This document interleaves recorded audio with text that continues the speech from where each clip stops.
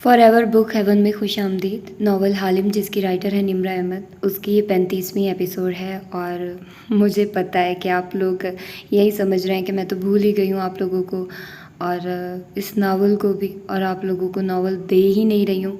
تو یقین جانیے میرے پاس بالکل بھی ٹائم نہیں ہوتا، اور مطلب بہت زیادہ بزی ہو گئی تھی میں، اور کچھ میری نیت خود کی خراب ہو گئی تھی کہ ایک چیز جب آپ ایک دفعہ چھوڑ دو نا، تو اس کو پھر دوبارہ کرنے میں آپ کو تھوڑا وقت تو لگتا ہے، مطلب اس کو اس اسٹیج پر لانے کے لیے یا کچھ کرنے کے لیے آپ کو تھوڑا سوچنا پڑتا ہے، سمجھنا پڑتا ہے، یا تھوڑا ٹائم الگ سے کرنا پڑتا ہے۔ ابھی بھی میں اس کو ریکارڈ کر رہی ہوں نا، تو ابھی میں نے عشاء کی نماز پڑھی ہے، مطلب ابھی نہیں 10-20 منٹ پہلے ہی پڑھی ہے، تو ابھی رات کے 2 بجنے والے ہیں۔ آئی نو میں بہت لیٹ ہو گئی ہوں، لیکن اس سے پہلے بھی میں ایک ناول ہی ریکارڈ کر رہی تھی، وہ دوسرے چینل بکس فار ایور کے لیے۔ تو اب میں کیا کروں یار، میں زیادہ ٹائم ڈیوریشن، کیونکہ یہ والا جو کام ہے نا مجھے پرسنلی بہت پسند ہے، میرا فیوریٹ کام ہے، لیکن میں اسی پر ہی ڈیپینڈ نہیں کر سکتی۔ مجھے ملٹی ٹاسکنگ کرنا بہت زیادہ پسند ہے، اور میں ڈفرینٹ چیزیں کرتی بھی ہوں، اور کوشش بھی کرتی ہوں کہ اس میں اچھی گرپ حاصل کر لوں، اور الحمدللہ بہت حد تک کامیابی ہوتی ہوں۔ تو میں یہ نہیں چاہتی کہ زندگی میں کبھی مجھے ریگریٹ رہے کہ یار یہ نہیں کیا۔ ہاں بہت سارے ریگریٹ ہیں جو میری لائف میں ہوتے ہیں یا چل رہے ہیں، لیکن الحمدللہ پھر بھی میں بہت سارے لوگوں سے بہت بہتر ہوں، اور مزید سے مزید تر کی تلاش میں تو ہر کسی کو رہنا چاہیے، تو میں بھی وہیں کرتی ہوں، اور اس میں بہت ساری چیزیں اسکپ ہو جاتی ہیں۔ تو میں یہی کوشش کر رہی ہوں کہ اب جلد از جلد اس ناول کو کمپلیٹ کروں، امر بیل کو بھی کیسے تیسے کر کے میں کمپلیٹ کر ہی دوں، کیونکہ بہت ٹائم ہو گیا یار، اس کو بھی کمپلیٹ کرتے، اس کو زیادہ لٹکاتی نہیں ہوں، وہ بھی کمپلیٹ کرتے ہیں، پھر کوئی اور شارٹ ناول سٹارٹ کرتے ہیں، کیونکہ ابھی میں شارٹ ناولز ہی سٹارٹ کر رہی ہوں۔ میں کوئی لانگ ناول اسی ڈر سے سٹارٹ نہیں کر رہی، کیونکہ میں ٹائم نہیں دے پاتی، اور یہ لانگ ناول میں آپ لوگوں کا زیادہ انٹرسٹ بھی نہیں ہوتا، یا پھر تو یہ کہ ایک ساتھ ہی آپ لوگوں کو ساری ایپیسوڈز دے دوں تو آپ لوگ بہت آرام سے سکون سے وہ ناول سن لو گے، لیکن ایسا نہیں ہو سکتا نا۔ مجھے ایک تو پڑھنا بہت مشکل ہوتا ہے، ایک ساتھ ہی اتنا لمبا ناول پھر آپ لوگوں کو پرووائڈ کرنا، اور ظاہر سی بات ہے لینتھی ناولز ہی زیادہ اچھے ہوتے ہیں، ان کی ایک سٹوری ہوتی ہے، ان کی ایک ایموشن ہوتا ہے آپ کے ساتھ، ہم جڑ جاتے ہیں اس کے ساتھ۔ تو خیر جب مجھے ٹائم ملے گا تو میں ضرور دوں گی۔ ابھی میں چھٹیوں میں آپ لوگوں کو کچھ ناولز دیے ہیں جب میں فری تھی، لیکن اب نہیں دے سکتی، اب میں فری نہیں ہوں، اب میں بہت بزی ہوں، اور میں خوش ہوں کیونکہ میرا یہ لاسٹ ایئر ہے۔ پہلے بی ایس کا میں کہتی تھی کہ میرا یہ لاسٹ ایئر ہے، آگے پتہ نہیں ہو یا نہ ہو، پھر میں نے ایم فل کر رہی ہوں، تو اب میرے یہ ایم فل کا لاسٹ ایئر ہے، یہ چٹکیوں میں گزر جانا ہے، اور میں کوئی ریگریٹ نہیں رکھنا چاہتی کہ میں نے اچھے سے انجوائے نہیں کیا، ٹائم اچھا اسپینڈ نہیں کیا۔ ہوپ فلی آپ لوگ انڈرسٹینڈ کریں گے، تو اسی لیے ٹائم زیادہ نہیں دے پاؤں گی، لیکن کچھ نہ کچھ میں کوشش کرتی ہوں کہ آپ لوگوں کو کمپلیٹ کر دوں، اور جو بھی اسٹارٹ کروں ٹائم سے دوں، اور تھوڑا تھوڑا بے شک کر کے دے دوں، کوئی ایشو تو نہیں ہے نا، نہ دینے سے تو دینا بہتر ہے نا، some thing is better than nothing. تو میں اس چیز پر بہت بلیو رکھتی ہوں، اور میرا ماننا یہ ہے کہ آپ کچھ نہ کرو تو اس سے اچھا ہے کہ کچھ تھوڑا بہت ہی کر لو۔ تو خیر اسی چیز پر اب ہم لوگ ختم کرتے ہیں، اس بات کو ہی ختم کرتے ہیں، اور سٹارٹ کرتے ہیں اس حالم کی اس ایپیسوڈ کو بغیر کسی دیر کے۔ آرٹ گیلری کی سفید مرمری دیواروں پہ دور دور تک فریمز آویزہ نظر آ رہے تھے، چکنے فرش پہ مہمان ٹولیوں کی صورت بکھرے تھے۔ لوگ بہت زیادہ نہیں تھے، میشا نے اسے محدود اور پرائیویٹ سا رکھا تھا۔ جولیانا کی خواہش پہ اس نے اس نمائش کو اسرا کی پرانی گیلری میں منعقد کیا تھا۔ خود وہ لمبی میکسی میں ملبوس تھی جو سامنے سے سنہری اور پشت سے گہری نیلی تھی۔ گیلری کی سجاوٹ بھی انہی 2 رنگوں کے امتزاج میں کی گئی تھی۔ میشا کے شہد رنگ بالوں کے ساتھ نیلے نگینوں والے ٹاپس بھی گویا سجاوٹ کا حصہ لگتے تھے۔ وہ مسکرا کے تمام مہمانوں کو خوش آمدید کہہ رہی تھی۔ ابھی پردھان منتری کی آمد نہیں ہوئی تھی۔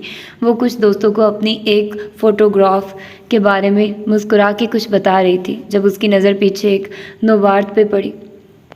میشا کی آنکھوں میں خوشگوار حیرت در آئی۔ وہ معذرت کر کے فوراً اس طرف آئی۔ Adam bin Muhammad, what a surprise! Adam جو تنہا کھڑا ایک فریم کو دیکھ رہا تھا، آواز پہ اس کی طرف پلٹا اور مسکرایا۔ وہ سفید شرٹ پہ سیاہ ڈنر جیکٹ پہنے ہمیشہ کی طرح تازہ دم اور خوش باش لگ رہی تھی۔ ایک دوست نے آپ کی پارٹی کا دعوت نامہ دیا تھا، سوچا چکر لگا لو۔ شاید کوئی انسپائریشن مل جائے۔ وہ سادگی سے کندھے اچکا کے بولا، مجھے بہت خوشی ہوئی آپ کو دیکھ کے۔ میں نے آپ کی تمام کتابیں پڑھ رکھی ہیں اور کوشش کرتی ہوں کہ آپ کا شو بھی باقاعدگی سے دیکھا کروں۔ مجھے معلوم ہوتا آپ آ رہے ہیں تو میں آپ کی بک لے آتی آٹوگراف کے لیے۔ وہ اسے دیکھ کے جیسے بہت خوش ہوئی تھی۔ ارے نہیں، یہ آپ کی پارٹی ہے، آج کی سیلیبریٹی آپ ہیں۔ ایڈم نے مصنوعی عاجزی سے سر کو خم دیا۔ اچھا آپ آگے آئیے نا، میں آپ کو اپنا کام دکھاتی ہوں۔ میں دراصل اپنی +1 کا انتظار کر رہا ہوں جو ابھی تک نہیں پہنچی۔ اس کے کہنے کے ساتھ متلاشی نظروں سے داخلی گزرگاہ کو دیکھا۔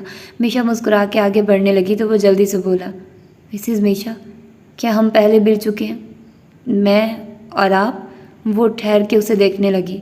نہیں تو؟ آر یو شور؟ کیونکہ میری ایک دفعہ کچھ مہینوں کے لیے یادداشت کھو گئی تھی۔ 2016 کی بات ہے۔ کیا ہم کبھی اس دوران ملے تھے؟ نہیں، 2016 میں تو میں امریکہ میں ہوتی تھی، اور اگر میں آپ سے ملی ہوتی تو مجھے ضرور یاد ہوتا۔ سیلیبریٹی سے ملاقات کی تمام جزیات انسان کو یاد ہوتی ہیں۔ اور تالیہ مراد، آپ ان سے ملی ہیں کبھی؟ تالیہ مراد؟ نہیں۔ اس نے الجھن سے دائیں بائیں گردن ہلائی، پھر ایڈم کے پیچھے کسی کو دیکھ کے آنکھیں تعجب سے پھیلی۔ اوہ، تالیہ مراد آپ کی +1 ہے؟ ایڈم مڑا تو دیکھا، وہ سامنے سے چلی آ رہی تھی۔ اس نے سادہ سیاہ میکسی پہن رکھی تھی جو پاؤں کو چھوتی تھی، بال جوڑے میں بندھے تھے اور کانوں سے سرخ موتی لٹک رہے تھے۔ ہاتھ میں سرخ کلچ تھا۔ ایڈم کو دیکھ کے وہ مسکرائی اور اس طرف چلی آئی۔ تالیہ مراد، میشا نے ابرو اچکا کے گہری سانس لی۔ خوشی ہوئی آپ کو دیکھ کے۔ ایڈم تالیہ کے قریب آئی، اسے سلام کیا، تاخیر کے لیے معذرت کی، پھر میشا کو دیکھا تو لا علمی سے ایڈم کو اشارہ کیا جیسے کہہ رہی ہو، یہ کون ہے؟ ایڈم اس انداز پہ گڑبڑا گیا۔ یہ وہ آرٹسٹ جن کی نمائش پہ ہم اس وقت کھڑے ہیں۔ تالیہ نے لا علمی سے معذرت کرتے ہوئے کندھے اچکائے۔ سوری، میں آپ سے واقف نہیں تھی، اس شہر سے عرصہ دراز سے لا تعلق رہی ہوں، سو نئے آرٹسٹس کے بارے میں کوئی خبر نہیں۔ میں آپ کا کام ضرور دیکھوں گی۔ میشا مسکرا کے اس کا شکریہ ادا کرتی آگے بڑھ گئی۔ تالیہ اسے دور جاتے دیکھتی رہی، پھر چہرہ موڑا تو دیکھا ایڈم اسے پتلیاں سکیڑے گھور رہا تھا۔ نہ وہ آپ کو جانتی ہیں، نہ آپ اسے، تو آپ نے مجھے کیوں کہا کہ آپ اسے جانتی ہیں؟ اور آپ نے میرا یقین کر لیا۔ یاد رہے میں کون وومن ہوں۔ وہ مسکرا کے گردن موڑ موڑ کے اطراف میں دیکھنے لگی۔ ایڈم نے اچنبھے سے اسے دیکھا۔ میں آپ کو سمجھ نہیں پا رہا۔ گڈ، اب آپ کی کہانی مزید دلچسپ ہو جائے گی۔ وہ گردن موڑ کے ایک فوٹو فریم کو دیکھ رہی تھی۔ اس میں ایک خوبصورت سیاہ گھوڑا گھاس چرتا نظر آ رہا تھا۔ یعنی آپ اس کو نہیں جانتی تھی؟ آپ نے یہ صرف اس لیے کہا تاکہ میں آپ کو پارٹی میں ساتھ لے جاؤں۔ میں ویسے بھی لے جاتا، آپ کو یہ کرنے کی ضرورت نہیں تھی۔ تبھی محفل میں نامحسوس سی ہلچل مچی۔ کچھ لوگ سر جوڑے دروازے کی طرف اشارہ کر کے کچھ کہنے لگے۔ تبھی سوٹ والے افراد اندر آئے اور ارد گرد بکھر گئے۔ وہ مختلف آلوں کی مدد سے گیلری کو سویپ کر رہے تھے۔ چند لمحے گزرے جب انہوں نے وائرلیس پہ باہر والوں کو کلیئر کی خبر دی۔ ہلچل بڑھ گئی، لوگ دروازے سے راستہ چھوڑ کے کھڑے ہو گئے۔ پتہ ہے میں یہاں کیوں آنا چاہتی تھی؟ وہ دونوں ہجوم سے ہٹ کے ایک دیوار کے ساتھ کھڑے دروازے کو دیکھ رہے تھے۔ کیونکہ یہ وہ جگہ ہے جہاں ہم پہلی بار ملے تھے۔ ہم، میں، تم، فاتح اور اسرا۔ وہ دروازے سے داخل ہوتے فاتح کو دیکھ کے بولی۔ وہ حسب معمول لوگوں میں گھرا مسکرا کے اندر آ رہا تھا۔ اشر اور جولیانہ اس کے ہمراہ تھے۔ میشا ان کو خوش آمدید کہہ رہی تھی۔ اسے جولیانہ کے آنے کی بہت خوشی تھی۔ اسی گیلری میں؟ ہاں، یہ اسرا کی گیلری ہوا کرتی تھی۔ گو کہ اس سے 2-3 دن پہلے بھی ہم ملے تھے، میں، تم، فاتح اور اسرا۔ تنگو کامل کے گھر، لیکن تب تم لوگ ایک نوکرانی سے مل رہے تھے، اصل تالیہ مراد سے نہیں، یعنی کہ سوشلائٹ تالیہ سے نہیں۔ ہماری اصل ملاقات اس گیلری میں ہوئی تھی، اسی لیے آپ یہاں آنا چاہتی تھی۔ آپ وان فاتح سے اسی جگہ ملنا چاہتی تھی جہاں آپ پہلی دفعہ ان سے ملی تھی۔ How poetic! اب تم تالیہ مراد کو سمجھنے لگے ہو۔ امید ہے کہ آپ کی کہانی اس سے زیادہ دلچسپ ثابت ہوگی اور میرا یہ سارا وقت ضائع نہیں جائے گا۔ وہ بور نظر آتا تھا۔ تالیہ نے پلٹ کے غور سے اسے دیکھا۔ میں آپ کا وقت ضائع نہیں کر رہی ایڈم، یا شاید آپ نے ابھی تک میرے خلاف دل سے بغض نہیں نکالا؟ وہ چونکا۔ مجھے آپ سے کس چیز کا بغض ہو سکتا ہے؟ میری وجہ سے کچھ کھویا تھا آپ نے؟ کیا؟ اس نے ایڈم کی آنکھوں میں دیکھ کے وقفہ دیا۔ آپ کے چوزے وہ میری وجہ سے کھوئے تھے نا؟ ایڈم ہلکا سانس دیا اور گردن موڑ کے اس طرف دیکھنے لگا جہاں فاتح ربن کاٹ رہا تھا۔ کیمروں کے فلیش کی چکا چوند میں وہ مسکراتے ہوئے امیشا کی فوٹوگرافی پہ تبصرہ بھی کر رہا تھا۔ وہ دونوں خاموشی سے اس طرف دیکھتے رہے۔ آپ کی جرت پہ حیرت ہے، آواز پہ وہ دونوں اپنی ایڑیوں پہ گھومے تو دیکھا سامنے اشر کھڑا تھا، گلاس اٹھائے تنزیہ نظروں سے اسے دیکھتے ہوئے وہ زہر خند ہوا۔ میرا خیال تھا آپ شرمندگی سے اپنے اپارٹمنٹ سے باہر نہیں نکل پائیں گی۔ کیا آپ کو ابھی تک سمجھ نہیں آیا کہ تالیہ کی ہمت کوئی نہیں توڑ سکتا؟ سیاہ لباس والی لڑکی مسکرائی تو اس کی آنکھوں میں چمک در آئی۔ اشر نے تحقیر سے اسے دیکھا اور سرگوشی میں بولا، تم میری بہن کی قاتل ہو، میں اپنی بہن کا انتقام ضرور لوں گا۔ وہ بہن جس کو بدنام کرنے کے لیے جعلی گھائل غزال بھیجی تھی آپ نے اسے؟ ہم ایڈم کھنکارا، آپ دونوں ایک ٹرائل میں گواہی دینے جا رہے ہیں، آپ کو آپس میں بات نہیں کرنی چاہیے۔ کیا میں اشر صاحب کا حال تک نہیں پوچھ سکتی؟ وہ ابرو اچکا کے مسکرائی۔ آپ کا بازو کیسا ہے؟ Very funny. اشر نے تنفر سے سر جھٹکا اور آگے بڑھ گیا۔ مشروب کا آخری گھونٹ بھر کے اس نے گلاس پرے رکھا، ایک نظر دور مہمانوں میں گرے فاتح اور میشا کو دیکھا، پھر اپنے پی ایس کو اشارے سے بلایا، احمد نظام، تالیہ مراد کا وکیل، اس سے میری بات کرواؤ، اس روز ہماری بات ادھوری رہ گئی تھی۔ وہ زیر لب مسکرا کے بولا، ماورائے عدالت ساز باز میں اپنا ہی لطف تھا۔ کچھ دیر بعد پی ایس اس کے پاس آیا، سر میں نے ان سے بات کی ہے، وہ کہہ رہے ہیں انہوں نے آپ کو فون نہیں کیا تھا۔ اشر محمود ایک لمحے کے لیے ساکت ہو گیا، نظریں آہستہ سے تالیہ کی طرف موڑی۔ وہ دور ایڈم کے ساتھ کھڑی اس سے کچھ کہہ رہی تھی۔ سیاہ لباس اور سرخ ایئرنگز والی لڑکی بالکل مطمئن اور پرسکون نظر آتی تھی۔ آپ کا بازو کیسا ہے؟ اشر تیزی سے مڑا اور ریسٹ روم کی طرف بڑھ گیا۔ ایک باتھ روم کے اندر آ کے اس نے دروازہ بند کیا اور کوٹ اتار کے اسٹینڈ پہ لٹکایا، پھر تیزی سے بائیں آستین اوپر چڑھائی۔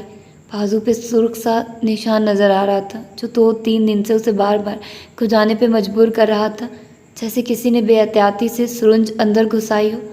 اس نے چہرہ اٹھا کے آئینے میں خود کو دیکھا، اس کی رنگت سفید پڑ رہی تھی۔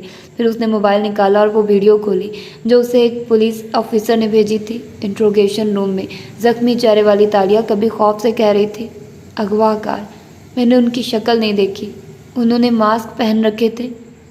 یہ وہ تالیہ نہیں تھی جو ابھی باہر گیلری میں کھڑی تھی۔ وہ زخمی چہرہ، وہ اندھیرے سے روشنی میں آنے کا خوف، وہ سب اداکاری تھا۔ وہ اغوا والی کہانی نہیں تھی، وہ اسے حقیقت بنا چکی تھی۔ وہ اس روز فاتح سے ملنے نہیں آئی تھی، وہ اشر سے ملنے آئی تھی۔ سگنلز اسی نے خراب کیے تھے، کال اسی نے کروائی تھی۔ وہ جانتی تھی وہ اس کے پیچھے آئے گا، اس نے جان بوجھ کے اسے بے ہوش کیا تھا تاکہ وہ اس کے اندر کوئی سرنج داخل کر سکے۔ لیکن تالیہ اس کو کس چیز کا انجیکشن لگائے گی؟ اس نے الجھ کے بازو کے نشان کو دیکھا، باقی ہر شے سمجھ آتی تھی۔ وہ گرفتار ہونے آئی تھی، اس نے جان بوجھ کے اشر سے ہاتھا پائی کی تھی تاکہ وہ پولیس کو زخمی حالت میں ملے اور اس کی اغوا والی کہانی ٹھوس لگے۔ لیکن اغوا والی کہانی تو تب ثابت ہوگی جب پولیس کو وہ کنٹینر ملتا۔ اور اشر نے چونک کے بازو کے نشان کو دیکھا، تالیہ نے اسے انجیکشن نہیں لگایا تھا، اس نے اشر کا خون نکالا تھا۔ اس کے پاس ایک بیگ تھا، گرفتاری کے وقت اس کے پاس سے کوئی بیگ نہیں ملا تھا۔ اس نے راستے میں ایک ٹیکسی بدلی تھی، وہ ٹیکسی یقیناً اس کے کسی سہولت کار کی تھی۔ اس نے بیگ اس کی کار میں چھوڑ دیا ہوگا، اور اس بیگ میں کیا ہوگا؟ اس نے کرب سے آنکھیں میچی، اشر کے فنگر پرنٹس اور خون لگی چیزیں، اور یقیناً بہت جلد پولیس کو ایسا کنٹینر مل جائے گا جس میں وہ چیزیں موجود ہوں گی۔ پولیس کمشنر اپنے آفس میں بیٹھا فائل دیکھ رہا تھا اور ساتھ ساتھ چائے کے مگ سے گھونٹ بھر رہا تھا جب دروازہ کھٹکھٹا کے اس کا ماتحت اندر داخل ہوا۔ کمشنر نے چہرہ اٹھا کے اسے دیکھا، پھر ماتحت نے آستینیں چڑھا رکھی تھی اور ٹیشو سے پیشانی کا پسینہ صاف کر رہا تھا۔ آپ یقین نہیں کریں گے، میں کر لوں گا، تالیہ مراد سچ کہہ رہی تھی نا؟ وہ سانس روک کے اس کو دیکھ رہا تھا۔ وہ کرسی کھینچ کے بیٹھا اور آگے کو جھکے پرجوش آواز میں بتانے لگا، سب سچ کہہ رہی تھی، اس کو واقعی اغوا کیا گیا تھا۔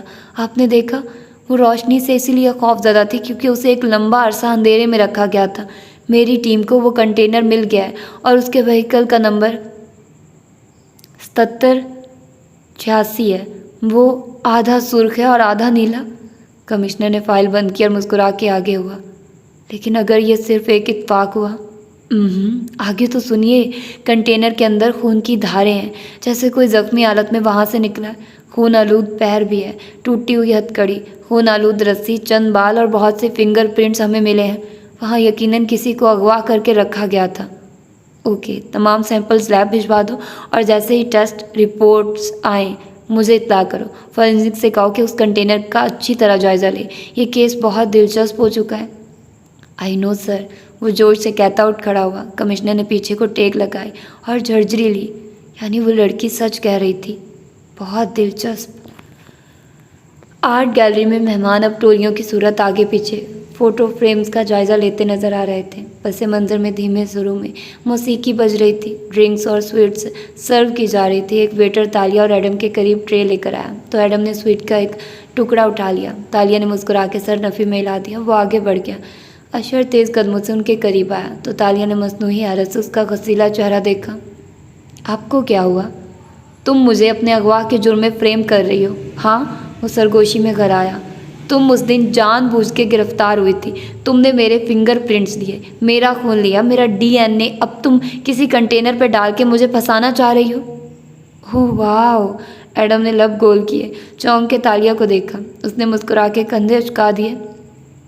مجھے نہیں پتا آپ کیا کہہ رہے ہیں اشر صاحب۔ جلد ہی پولیس کو کوئی ایسا مشکوک کنٹینر مل جائے گا، میں جانتا ہوں، وہ چبا چبا کے بولا۔ لیکن یاد رکھنا، اس طرح کی فریم جابز کامیاب نہیں ہوتی۔ میں نے کہا نا، مجھے نہیں معلوم آپ کیا کہہ رہے ہیں۔ تالیہ، شہناسہ آواز پہ اسے لگا وہ سانس لینا بھول گئی ہے۔ وہ چونک کے مڑی۔ وان فاتح سامنے سے چلا آ رہا تھا۔ اس کے چہرے پہ مسکراہٹ تھی، تعجب تھا، خوشی تھی۔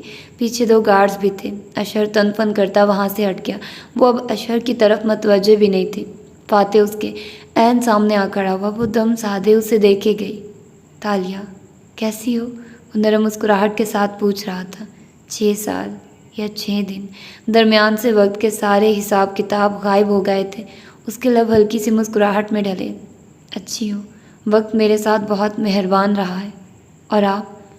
میں ٹھیک ہوں تالیہ، میں بہت سو سے بہتر ہوں۔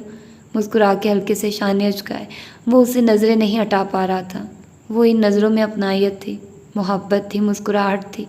وہاں کوئی گلا، کوئی سوال، کچھ نہ تھا۔ ایڈم گلاس سے گھون بھرتا وہاں سے ہٹ گیا۔ لوگ مڑ مڑ کے ان کو دیکھنے لگے۔ گارڈز فاتح کے پیچھے آ کھڑے ہوئے اور کسی کو بھی اس طرف آنے سے روکنے لگے۔ ایک دفعہ پھر بھری محفل میں وہ تنہا تھے۔ لانگ ٹائم، اس کو دیکھ کے مسکرا کے کہہ رہا تھا۔ اچھا، میرے لیے جیسے کل کی ہی بات تھی۔ وہ زخمی سانسی، سفید دیواروں پہ لگے سارے سیاہ گھوڑے اپنی گہری آنکھوں سے ان دونوں کو دیکھنے لگے۔ ارد گرد کی تمام آوازیں بند ہو چکی تھیں۔ تمہیں یاد ہے، یہ وہ جگہ ہے جہاں ہم پہلی دفعہ ملے تھے، ہم سب؟ آپ کو بھی یاد ہے؟ اسے حیرت ہوئی۔ کبھی اس کے بھولنے پہ حیرت ہوتی تھی، آج اس کے یاد رہ جانے پہ حیرت ہوئی تھی۔ مجھے نہیں معلوم تھا تم یہاں آئی ہوگی۔ اب میرے جانے کا وقت ہے۔ فاتح نے کلائی کی گھڑی دیکھی اور پھر اسی بشاشیت سے تالیہ کو دیکھا۔ میں کل صبح تمہارا انتظار کروں گا۔ تم آ رہی ہو نا؟ اس شخص کو کون انکار کر سکتا تھا؟ تالیہ نے دھیرے سے اس بات میں سر ہلا دیا۔ وہ جیسے آیا تھا ویسے ہی پلٹ گیا۔ اس کی خوشبو اور مقناطیسیت کا حالہ اس کے ساتھ ہی دور ہوتا گیا۔ پسوں ٹوٹا تو تالیہ نے چونک کے ارد گرد دیکھا، ادھر ادھر دیکھا۔ ایڈم قریب ہی کھڑا تھا، مسکرا کے قریب آیا اور سرگوشی میں بولا، آپ کی پی ایم سے باتیں کرنے کی تصاویر جو 1 گھنٹے کے اندر اندر سوشل میڈیا پہ آنے والی ہیں، یا تو آپ کا کیس خراب کریں گے یا… اٹس اوکے ایڈم، وہ مسکرا دی۔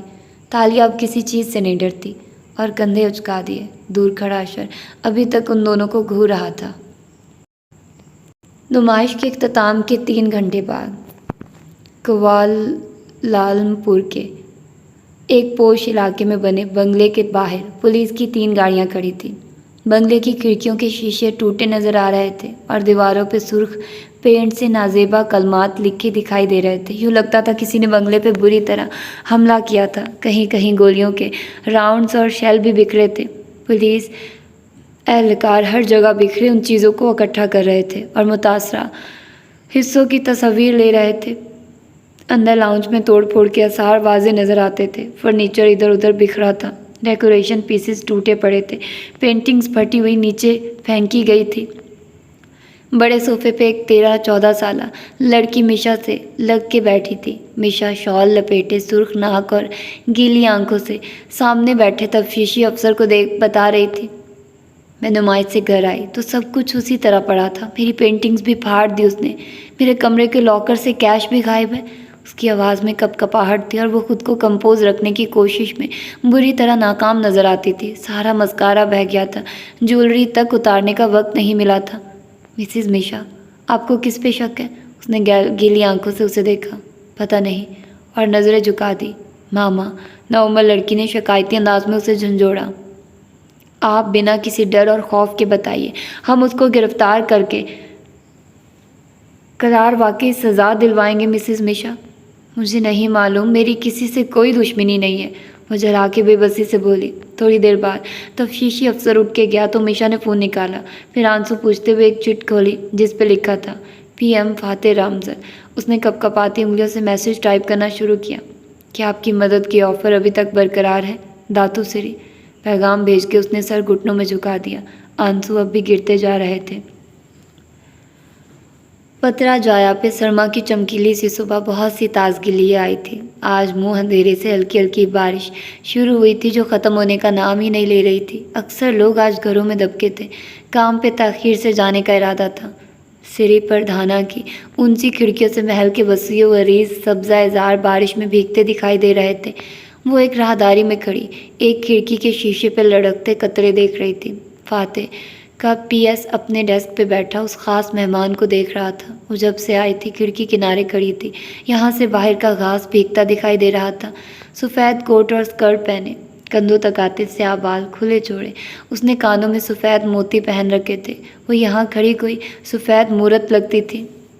आप अंदर जा सकती हैं, PS ने खनखार के तालिया को इतला दी तो वो धीरे से पलटी और लकड़ी के ऊंचे दरवाज़ों की जानिब बढ़ गई। वो पहली दफ़ा सिरी पर धाना आने वालों से मुख्तलिफ थी।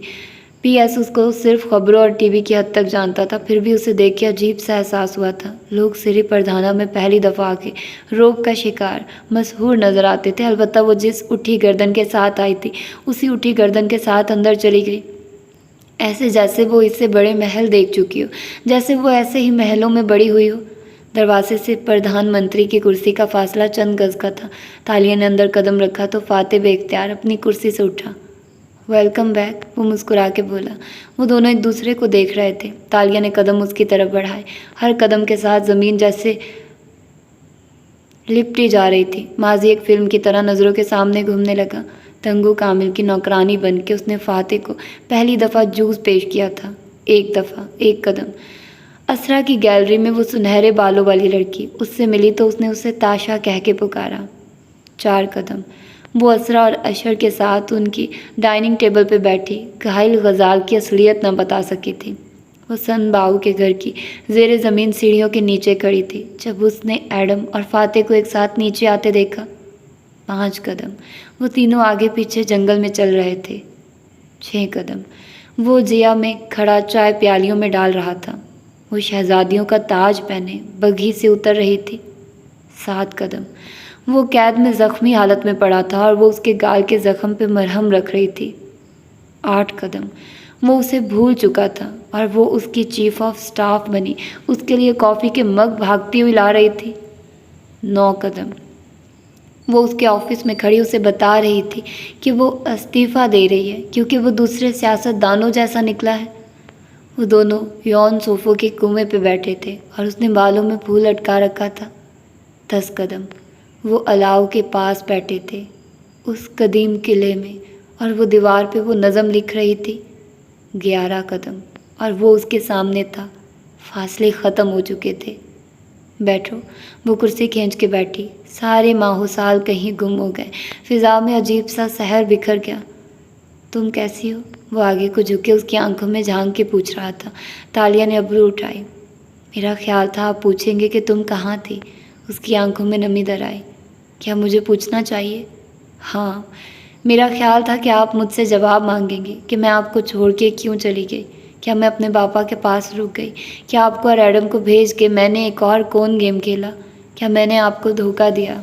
मगर आप, उसकी आंखों में ताज्जुब था। आप मुझसे नाराज़ नहीं हैं। मैं 6 साल तक दूर रही اور آپ نے جواب نہیں مانگا، نہ کل نہ آج۔ وہ مسکرا کے اٹھا اور پیچھے کھڑکی کے ساتھ رکھ کے اسٹینڈ تک گیا۔ کھڑکی پوری دیوار جتنی اونچی تھی، اس کے پردے کھلے تھے اور اس کے پار بارش میں بھیگتا سبزہ اظہار دکھائی دے رہا تھا۔ وہ تالیہ کی طرف پشت کیے بوتل سے پانی چائے کی برقی پتیلی میں انڈیلنے لگا۔ مجھے نہیں معلوم اس روز تمہارے ساتھ کیا ہوا تھا تالیہ، میں صرف یہ جانتا ہوں کہ میرے ساتھ کیا ہوا تھا۔ میں نے سنا کہ ایڈم تمہیں پکار رہا ہے کہ نیچے آؤ، لیکن جب میں نے پلٹ کے دیکھا تو ایڈم حیرت سے پیچھے دیکھ رہا تھا جہاں صرف اندھیرا تھا۔ ہم دونوں پیچھے کو پلٹے، لیکن دروازہ ایک سیاہ دیوار میں بدل چکا تھا۔ پیچھے کا راستہ ختم ہو چکا تھا۔ میں واپس مڑا تو دیکھا سامنے ایک اور دروازہ تھا۔ نہ اس دفعہ کوئی دریا تھا، نہ کوئی بارش۔ وہ چابی جو یون صوفو نے بنائی تھی وہ عجیب سی تھی۔ میں نے آگے کا دروازہ کھولا تو ہم جونکر اسٹریٹ پہ نکل آئے تھے۔ تم ہمارے ساتھ نہیں تھی اور میں زخمی تھا۔ وہ گردن جھکائے اب پتیلی پہ ٹائمر سیٹ کر رہا تھا۔ بٹن دبا کے وہ اس کی طرف مڑا اور اسٹینڈ سے ٹیک لگائے، ہتھیلیاں دونوں اطراف میں میز پہ جمائے، اس کو دیکھ کے کہنے لگا، میں زیادہ دیر ہوش میں نہیں رہ سکا تھا۔ ایڈم کہاں گیا مجھے معلوم نہیں ہو سکا، لیکن جب میں ہسپتال سے جاگا تو اشر میرے ساتھ تھا۔ میں نے تمہارے بارے میں دریافت کیا، لیکن کسی نے تمہیں نہیں دیکھا تھا۔ ایڈم کے بارے میں سنا کہ وہ ٹراما سینٹر میں، اس کی یادداشت کھو گئی ہے۔ میں ایک دو دفعہ اس سے ملنے گیا، لیکن وہ مجھے نہیں پہچانتا تھا۔ اس کا ذہن اس دن تک واپس چلا گیا تھا جب وہ میرا باڈی گارڈ بنا تھا۔ میں نے اسے زیادہ تنگ نہیں کیا اور واپس اپنی زندگی میں چلا گیا۔ آپ نے استعفیٰ واپس لے لیا؟ اس نے آنسوؤں کا گولا بدقت نکلا۔ ہاں، لیکن میں ہر چیز سے بددل ہو گیا تھا۔ چند ماہ تک ہر روز سونے سے پہلے میں سوچا کرتا تھا کہ تالیہ نے ایسا کیوں کیا، وہ کیوں واپس نہیں آئی، کیا اس نے یہ جان بوجھ کے کیا؟ کتیلی کی گھنٹی بجی تو وہ مڑا اور کیبنٹ سے 2 مگ نکال کے رکھے، پھر کتیلی اٹھائی۔ اس کے اندر سیاہ پانی، گرم پانی ابل رہا تھا اور کھڑکی کے باہر ٹھنڈا پانی برس رہا تھا۔ میں نے ذوالفقار کو ڈھونڈنا چاہا، وہ نہیں ملا۔ میں نے شکار بازوں کو تلاشا، شاید کوئی تمہیں اس دنیا سے واپس لے آئے۔ میرا خیال تھا تم وہاں پھنس گئی تھی۔ چند ماہ تک میں خود فراموشی کی حالت میں رہا۔ میرا کیریئر متاثر ہوا، دوسرے لوگ میری کرسی پہ نظر رکھنے لگے۔ تب مجھے تم سے گلے بھی تھے اور شکایات بھی۔ تب تم واپس آ جاتی تو شاید میں حساب مانگتا۔ وہ اب گرم ابلتی دھار مگ میں انڈیل رہا تھا، گردن جھکی تھی اور الفاظ ٹھہر ٹھہر کے لبوں سے نکل رہے تھے۔ لیکن تالیہ، انسان کو معلوم بھی نہیں ہوتا، اور ایک روز وہ نیند سے جاگتا ہے تو اسے احساس ہوتا ہے کہ اس نے اپنے دکھ کو ہرا دیا ہے۔ وہ غم اس کے دل کو اب نہیں کاٹ رہا۔ انسان نیند سے جاگتا ہے اور اسے ایک دم سے اس کا کلوئر مل جاتا ہے، غم کو کنارہ مل جاتا ہے۔ اس نے ٹی بیگ کپ میں ڈالا، پانی کا رنگ تیزی سے سنہرا ہونے لگا۔ میں ایک صبح اٹھا اور مجھے احساس ہوا کہ تم نے وہ جان بوجھ کے نہیں کیا تھا۔ میں تمہیں جانتا تھا، تم کسی مسئلے میں گرفتار ہو گئی ہوگی، تمہارے باپا کی کوئی سازش، کوئی وقت کا چکر۔ یہ قسمت تھی اور مجھے اسے قبول کرنا تھا۔ دوسرے مگ میں اس نے چائے ڈال کے کتیلی رکھی، پھر چینی کے کیوبز دونوں مگز میں ڈالے، پھر انہیں اٹھایا، اس کے سامنے آیا، اس کا مگ رکھا اور اپنا لیے واپس اپنی کرسی پہ بیٹھا۔ ان 6 سالوں میں کوئی دن ایسا نہیں گزرا جب مجھے تمہارا خیال نہ آیا ہو، اور میں ہمیشہ تمہاری خیریت کا سوچتا تھا۔ تم اس دنیا میں ہو یا اس دنیا میں، میری دعا تھی کہ تم ٹھیک رہو۔ کل تم سے ملنے سے پہلے تک میرے ذہن میں واقعی سوالات تھے، لیکن اب نہیں ہیں۔ کیوں؟ کل مجھے دیکھ کے کیا لگا آپ کو؟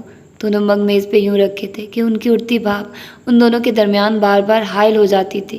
وہ اس سوال پہ مسکرا دیا۔ میں نے پچھلے 6 سال تمہاری ہر بات پہ غور کیا ہے، ہر کون، ہر حرکت جو تم نے میرے سامنے کی، یہاں تک کہ مجھے تمہارے چہرے کا ایک ایک تاثر یاد ہوتا گیا۔ تالیہ کب خوش ہوتی ہے، تالیہ کب خوشی ظاہر نہیں کرتی، کب وہ کامیاب ہوتی ہے اور کب بے بس۔ تالیہ کی کرپٹک باتوں کا کیا مطلب ہوتا ہے؟ مجھے لگتا ہے میں نے تمہاری غیر موجودگی میں تمہیں زیادہ اچھے سے پڑھ لیا ہے۔ اور اس نے سنجیدگی سے ابرو اٹھایا، اور کل تمہیں دیکھ کے مجھے اندازہ ہو گیا کہ تم خوش ہو۔ اس نے مگ لبوں سے لگاتے ہوئے مسکرا کے کہا، میرے اوپر ایک مرڈر ٹرائل چل رہا ہے، میں تھانے میں ایک دن گزار کے آئی ہوں، مجھے سارا ملک مجرم سمجھ رہا ہے۔ میری زندگی کے 6 سال کھو گئے اور آپ کہہ رہے ہیں کہ میں خوش ہوں؟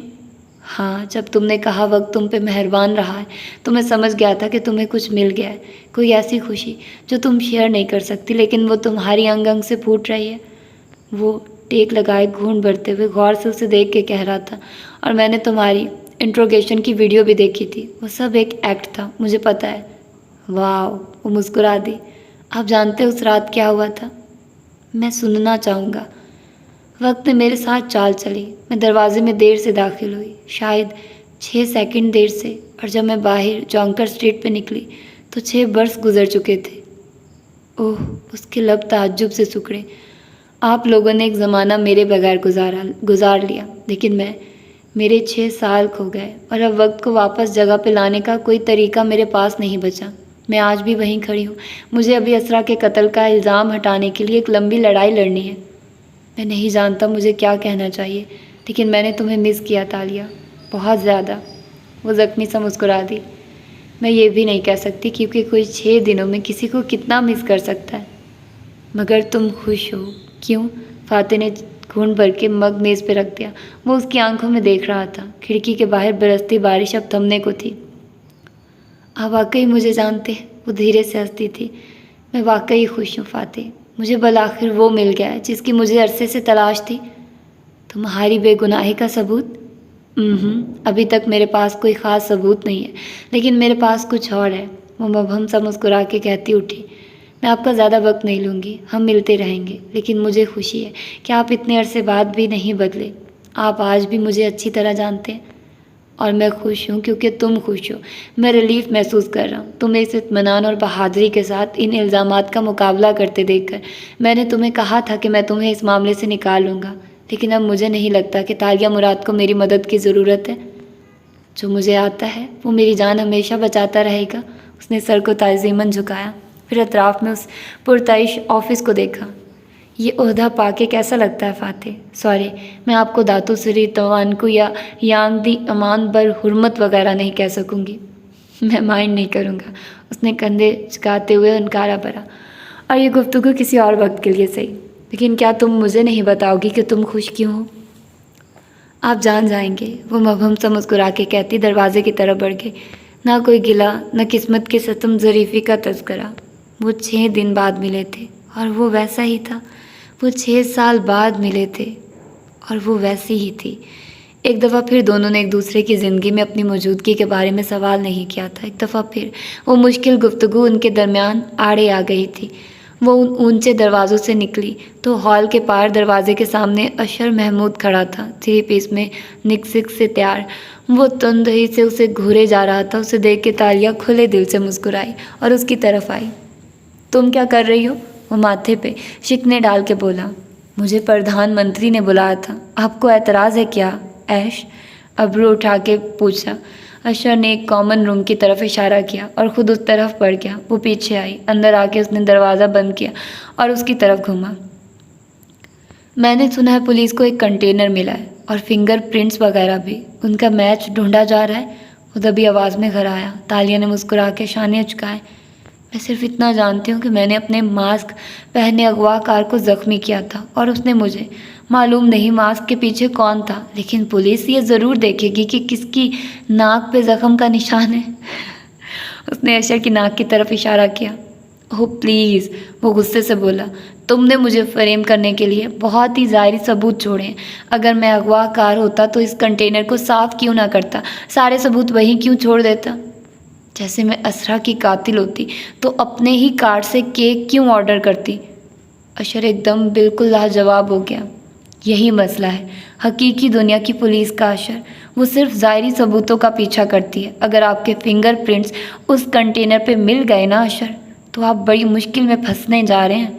تم، مارے ضبط کے اس کا چہرہ سرخ ہو گیا، تم اچھی طرح جانتی ہو میں نے تمہیں اغوا نہیں کیا تھا، پھر تم ایسا کیوں کر رہی ہو؟ اور آپ بھی اچھی طرح جانتے ہیں کہ اسرا کا قتل میں نے نہیں کیا تھا، میں بے قصور تھی۔ میں اتنے بے وقوفانہ ثبوت کیسے چھوڑ سکتی تھی؟ لیکن مجھ سے تنفر کے باعث آپ نے سب سے پہلے مجھے الزام دیا۔ آپ کی گواہی نے مجھے مفرور ملزم بنایا، تو اگر میں ٹرائل کا سامنا کرنے جا رہی ہوں تو میں اکیلی کیوں جاؤں؟ آپ آرام سے کیوں بیٹھے؟ میں اس کیس کو ایک چٹکی میں اپنے اوپر سے ختم کروا دوں گا، سمجھی آپ؟ اس نے چٹکی بجا کے کہا اور مڑ گیا۔ یعنی ایک دفعہ پھر اشر محمود خود کو تالیہ کے خلاف اتنا مصروف کر لے گا کہ اسے کچھ اور نظر ہی نہیں آئے گا۔ وہ بڑبڑائی تھی۔ اشر محمود جاتے جاتے رکا، پھر آہستہ سے پلٹا۔ مصروف؟ اسے اتنا معلوم تھا کہ تالیہ بے مصرف کوئی بات نہیں کہا کرتی تھی۔ ہاں نا، مصروف۔ آپ تالیہ مراد کو گرفتار کرنے میں اتنے مصروف تھے کہ نوٹری پبلک یا میوزیم کی طرف سے آنے والی کالز پہ آپ نے توجہ نہیں دی۔ کیسی کالز؟ یہی تو مسئلہ ہے، آپ جیسے لوگ جب حکومت میں آتے ہیں تو ہر 2 ماہ بعد اپنا نمبر بدل لیتے ہیں تاکہ عام عوام کی رسائی سے دور ہو جائیں۔ وہ اس کی آنکھوں میں دیکھ کے دھیرے دھیرے کہہ رہی تھی، اس لیے نوٹری والوں کا آپ سے رابطہ نہیں ہو سکا۔ وہ اسرا کی وصیت پہ عمل کرنا چاہتے تھے، لیکن چونکہ آپ وصیت کے ایگزیکٹیوشنز نہیں تھے، اس لیے انہوں نے آپ کو زیادہ تنگ نہیں کیا اور وصیت پہ عمل درآمد کروا دیا۔ اوہ، وہ اینٹیک نوادرات؟ اشر نے گہری سانس لی۔ مجھے معلوم ہوا تھا کہ میوزیم وہ آپ کے حوالے کرنے جا رہے ہیں۔ پہلی بات، ان کی کوئی خاص ویلیو نہیں ہے۔ دوسری بات، اس وصیت کے خلاف میرا ایک کلیم چٹکی میں اس کو منسوخ کروا سکتا ہے۔ وہ اینٹیک میرے خاندان کی ملکیت تھے اور میری ہی رہیں گے۔ وہ اینٹیک جس میوزیم کے پاس امانت تھے، انہوں نے کل وہ مجھے دے دیے تھے کیونکہ وصیت کے مطابق ان پہ میرا حق تھا۔ میں ابھی عدالت میں کلیم جمع کروا دوں گا اور وہ مجھے واپس مل جائیں گے۔ اگر آپ نے وہ بیچ دیے تو آپ کو ان کی قیمت ادا کرنی ہوگی۔ تالیہ لمحے بھر کو چپ ہوئی، پھر سر ہلایا۔ آپ درست کہہ رہے ہیں، آپ سول کلیم داخل کرا کے انہیں واپس لے سکتے ہیں۔ جب میں واپس آئی تھی تو سب سے بڑا عذاب مجھے یہ اینٹیک لگے تھے جو اسرا نے میرے گلے ڈال دیے تھے، لیکن پھر مجھے احمد نظام نے ایسی بات بتائی جس سے مجھے یقین ہو گیا کہ وقت مجھ پہ بہت مہربان رہا ہے۔ کیا؟ وہ پتلیاں سکیڑے اسے دیکھ رہا تھا۔ یہ کہ ملیشیا میں سول مقدمے کا ایک اسٹیچو آف لیمیٹیشن ہوتا ہے۔ آپ وکیل ہیں، آپ کو یاد ہے کتنی میعاد تک آپ کسی کے خلاف سول مقدمہ دائر کر سکتے ہیں؟ اشر محمود کی رنگت ایک دم سفید پڑی۔ اس نے تیزی سے سیل فون نکالا، مگر وہ مسکرا کے کہے جا رہی تھی۔ میں نے احمد نظام سے پوچھا کہ 6 سال میں کیا بدل جاتا ہے، تو انہوں نے بتایا کہ آپ ملیشیا میں پورے 6 سال تک سول مقدمہ دائر کر سکتے ہیں۔ اگر کسی معاملے کو 6 سال گزر چکے ہوں تو آپ مقدمہ نہیں دائر کر سکتے۔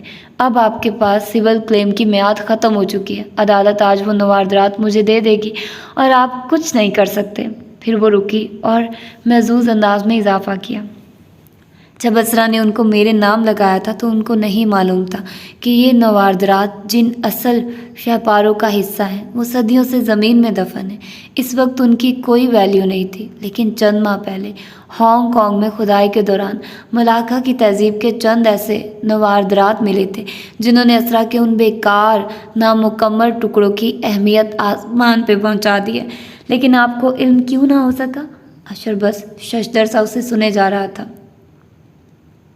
3 باتیں ہو سکتی ہیں، یا تو میوزیم کے کیوریٹرز نے یہ بات آپ سے چھپائی کیونکہ وہ انہیں اپنے پاس رکھنا چاہتے تھے، یا آپ اپنی سیاست میں اتنے مصروف رہے کہ آپ کو معلوم نہیں ہو سکا کہ غیر ملکی کلیکٹر ان نوادرات کی قیمت کئی ملین ڈالر تک پہنچا چکے ہیں، یا آپ کو ان کی اصل قیمت معلوم تھی لیکن آپ انہیں فاتح کی فیملی کو نہیں دینا چاہتے تھے، ورنہ کب کا کلیم داخل کروا چکے ہوتے۔ لیکن مجھے دھیرے سے اپنے سینے پہ انگلی سے دستک دی۔ مجھے آرٹ کی پہچان بھی ہے اور میرے آرٹ کی دنیا سے روابط بھی ہیں۔ وہ نوادرات اب صرف میرے ہیں۔ وقت کو معلوم تھا کہ ان کی تب اہمیت نہیں ہے۔ وقت نے ان کو قیمتی بنایا اور مجھے اتنی مہلت دی کہ آپ ان کو مجھ سے چھین نہ پائیں۔ اشر محمود تیزی سے موبائل پہ نمبر ملا رہا تھا۔ میں تمہیں دیکھ لوں گا، میں سول کلیم داخل کر کے دکھاؤں گا۔ یہ کام آپ کو بہت پہلے کرنا چاہیے تھا، لیکن آپ نے جان بوجھ کے نہیں کیا۔ میرا خیال ہے آپ کو ان کی اہمیت معلوم تھی، آپ صرف انہیں فاتح کے بچوں کو نہیں دینا چاہتے تھے۔ وہ بکتا جگتا فون کان سے لگاتا تیزی سے باہر نکل گیا۔ اس کی رنگت سرخ پڑ رہی تھی اور حواس اڑتے جا رہے تھے۔ تالیہ مسکرائی اور باہر کی جانب قدم بڑھا دیے۔ اس کو بالآخر وہ خزانہ مل چکا تھا جس کی اسے برسوں سے تلاش تھی۔ وقت اس پہ بہت مہربان رہا تھا۔ جھیل کا پانی سرما کی دھوپ میں چمک رہا تھا۔ 2 بطخیں سست روی سے تیرتی دکھائی دے رہی تھی۔ گاہے بگاہے وہ اپنی گردنیں پانی میں ڈالتی اور پھر سر دائیں بائیں ہلاتے ہوئے اسے باہر نکال لیتی۔ ارد گرد چھینٹے اڑتے جاتے، البتہ جھیل کنارے رکھا واحد بینچ ان کے چھینٹوں کی پہنچ سے دور تھا۔ بینچ پہ ایڈم بن محمد بیٹھا تھا، سفید ہائی نیک جرسی پہنے، وہ ٹانگ پہ ٹانگ جمائے موبائل پہ کچھ دیکھ رہا تھا۔ ایڈم کی پشت پہ تالیہ بنا آواز کے قدم اٹھاتی آئی، دھیرے سے سفید ہیٹ اتارا اور اس کے ساتھ بینچ پہ رکھا تو وہ چونکا اور پلٹ کے دیکھا، پھر رسمی سا مسکرایا۔ آپ کا ٹیکسٹ کافی دلچسپ تھا، آپ نے لکھا کہ آپ کے ہاتھ خزانہ لگ گیا ہے۔ وہ مبہم سا مسکراتی ہوئی آگے آئی اور اس کے ساتھ بیٹھی۔ دونوں کا چہرہ اب جھیل کی طرف تھا اور ان درمیان سفید ہیٹ رکھا تھا۔ مجھے یہ بھی معلوم ہوا ہے کہ آج اسرا محمود کی وصیت کردہ نواردرات آپ کو تفویض کر دیے گئے ہیں۔ تالیہ نے گردن موڑ کے اسے دیکھا، اس کی مسکراتی آنکھوں میں ڈوبتے سورج کا عکس تھا۔ اپنی معلومات اپ ڈیٹ کر لیں، میں نوٹری پبلک سے آ رہی ہوں۔ نہ صرف نواردرات مجھے مل گئے ہیں بلکہ میں نے انہیں موقع پہ فروخت بھی کر دیا ہے۔ اتنی جلدی گاہک کیسے مل گئے آپ کو؟ میں اتنے دن سے گاہک کی تو تلاش کر رہی تھی تاکہ وصیت پہ عمل درآمد ہوتے ساتھ ہی سیل مکمل کر دوں۔ مجھے میری رقم مل چکی ہے اور نواردرات اپنے نئے مالکوں کے پاس پہنچ چکے ہیں۔ اب مجھے ان کے چوری ہونے کا ڈر بھی نہیں ہے۔ دلچسپ، 6 سال کی قانونی میعاد نے آپ کو بچا لیا کہ آپ اسی لیے 6 سال بعد آئی ہیں تاکہ آپ ان نواردرات کو حاصل کر لیں۔ ایڈم نے نوٹ بک نکالی اور گھٹنے پہ اس کو رکھ کے کچھ لکھنے لگا۔ میں جانتی تھی آپ یہ سوچیں گے، بلکہ عدالت بھی یہ سوچے گی، احمد نظام نے بھی یہی کہا تھا، لیکن مجھے پرواہ نہیں۔ میں بس یہ چاہتی تھی کہ اشر محمود کو اس بارے میں کم سے کم معلوم ہو، اور ایسا ہی ہوا۔ معلوم ہونے کے باوجود بھی وہ کچھ نہیں کر سکتا تھا، لیکن ایسے مزہ نہ آتا۔ اب وہ مسکرا کے جھیل کے پانی کو دیکھ رہی تھی۔ کیا میں اس وقت کولالم پور کی امیر ترین خواتین میں سے ایک کے ساتھ بیٹھا ہوں؟ وہ مسکرا کے پوچھنے لگا۔ میں آج فاتح سے ملی، وہ اس کا سوال نظر انداز کر کے دور تیرتی ہوئی بطخوں کو دیکھ کے بولی۔ گڈ، اور کیا نتیجہ نکلا اس ملاقات کا؟ وہ لکھتے ہوئے پوچھ رہا تھا۔ ان کی زندگی میں میری جگہ نہیں ہے، وہ اداسی سے بولی، حالانکہ وہ میرے ساتھ بہت مہربانی سے پیش آئے، وہ مجھے دیکھ کے خوش بھی ہوئے، لیکن ایڈم، انسان کو پتہ بھی نہیں چلتا اور اس کی جگہ کسی کی زندگی سے وقت کے ساتھ کتنی آسانی سے ختم ہو جاتی ہے نا۔ کیا میں یہ بھی لکھ دوں؟ اس نے رسمی انداز میں پوچھا۔ وہ چہرہ موڑ کے بس اس کو دیکھنے لگی۔ آپ ہماری زندگی کا اتنا اہم حصہ تھے اور اب آپ پوچھ رہے ہیں کہ کیا آپ یہ لکھ دیں؟ اس کے انداز میں گلا تھا۔ ایڈم نے گہری سانس لی۔ مس مراد، میں اس بارے میں کیا کہہ سکتا ہوں؟ میری یادداشت میرے ہاتھ میں نہیں ہے۔ اس کا چہرہ سپاٹ سا تھا، جیسے کسی ایسے اجنبی کا ہوتا ہے جسے کام کے باعث کچھ وقت ایک اجنبی کے ساتھ گزارنا پڑے۔ شائستہ، مہذب، پیشہ ورانہ لیکن اجنبی رویہ۔ اچھا ہوا آپ کو یاد نہیں ہے، ورنہ میرے اور آپ کے درمیان ایک تکلیف دہ یاد تھی جس کے بارے میں ہم کبھی بات نہیں کرنا چاہتے تھے۔ اچھا، کیسی یاد؟ اس کے انداز میں معمولی سی دلچسپی در آئی۔ وہ دونوں ایک دوسرے کو دیکھ رہے تھے اور جھیل ان کے سامنے پرسکون سی بہتی ان کو تک رہی تھی۔ بطخیں اب تیرتی ہوئی دور جا رہی تھی۔ تالیہ چند لمحے اس کو دیکھتی رہی، پھر مسکرا کے سر جھٹک دیا۔ کچھ نہیں، ظاہر ہے اب میں اصرار کروں گا کہ آپ مجھے بتائیے۔ میری وجہ سے آپ کے چوزے کھوئے تھے نا، آپ مجھے ان کے لیے مورد الزام ٹھہراتے تھے۔ ادھم آنکھوں سے مسکرا کے بولی۔ تو ایڈم نے پتلیاں سکیڑ کے اس کا چہرہ دیکھا۔ آپ نے یہ بات گھڑی ہے، ورنہ میں اپنے چوزوں کی موت پہ یوں کسی کو مورد الزام نہیں ٹھہرا سکتا۔ وہ ہلکا سا ہنس کے واپس ڈائری پہ کچھ لکھنے لگا۔ بس یہی چیز، اسی کا میں انتظار کر رہی تھی۔ وہ تیزی سے اس کی طرف گھومی تو ایڈم نے سوالیہ نظریں اٹھا کے اسے دیکھا۔ شہزادی کی مسکراتی آنکھوں میں چمک تھی۔ کیا؟ میں نے کب کہا کہ چوزے مر گئے تھے؟ میں نے کہا کہ وہ کھو گئے تھے۔ ایڈم کا قلم چلاتا ہاتھ رک گیا۔ وہ ٹھہر کے اسے دیکھنے لگا۔ جھیل کا پانی بھی ساکت ہو گیا اور بطخیں مڑ کے انہیں دیکھنے لگی۔ آپ نے خود ہی مجھے اس دن بتایا تھا کہ… وہ الجھ کے کہنے لگا، لیکن تالیہ نے تیزی سے اس کی بات کاٹی۔ بس کر دو ایڈم، کتنی اداکاری کرو گے؟ مجھے معلوم ہے تمہیں کچھ نہیں بھولا۔ وہ اس کی آنکھوں میں جھانک کے بولی۔ وقت ان کے آس پاس ہی ٹھہر گیا۔ مجھے پہلے لمحے سے معلوم ہے کہ تمہیں سب یاد ہے۔ میں نے تمہیں تمہارا وقت دیا، اب بس کر دو۔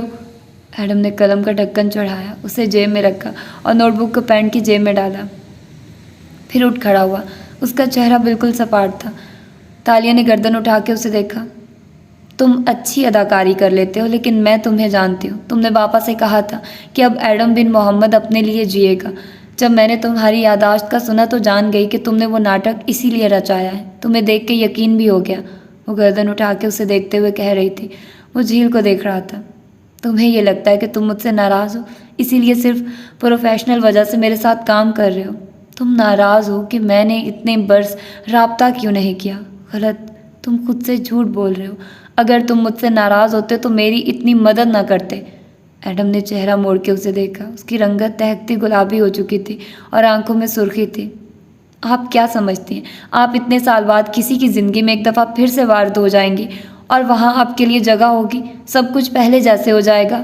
نہیں چیتالیہ، آپ نے پیچھے رہنے کو خود چنا تھا، آپ نے مجھے چھوڑ دینے کو خود چنا تھا۔ میری زندگی میں اب آپ کی جگہ نہیں بچی۔ یہ کہہ کے اس نے قدم آگے بڑھا دیے۔ وہ چپ چاپ اسے دور جھیل کی طرف جاتے دیکھے گئی۔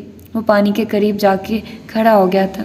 پہلوؤں پہ ہاتھ رکھ کے وہ اب پانی کے اوپر ڈوبتے سورج کو دیکھ رہا تھا۔ تالیہ نے کلائی کی گھڑی دیکھی۔ اسے ایڈم کو پورے 10 منٹ کے لیے اکیلا چھوڑنا تھا۔ اس کا غصہ اور شرمندگی 10 منٹ میں جہاز کی طرح بیٹھ جائے گی، وہ جانتی تھی۔ اس نے ہیڈ سر پہ رکھا اور گھڑی کو دیکھتے ہوئے ایک سیکنڈ گننے لگی۔ 6 سال ہو یا 6 دن۔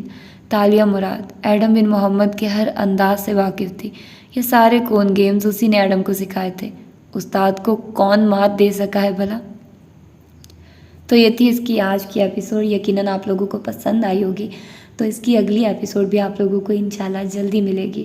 تو اپنا ڈھیر سارا خیال رکھیے گا، مجھے دعا میں یاد رکھیے گا۔ اللہ حافظ۔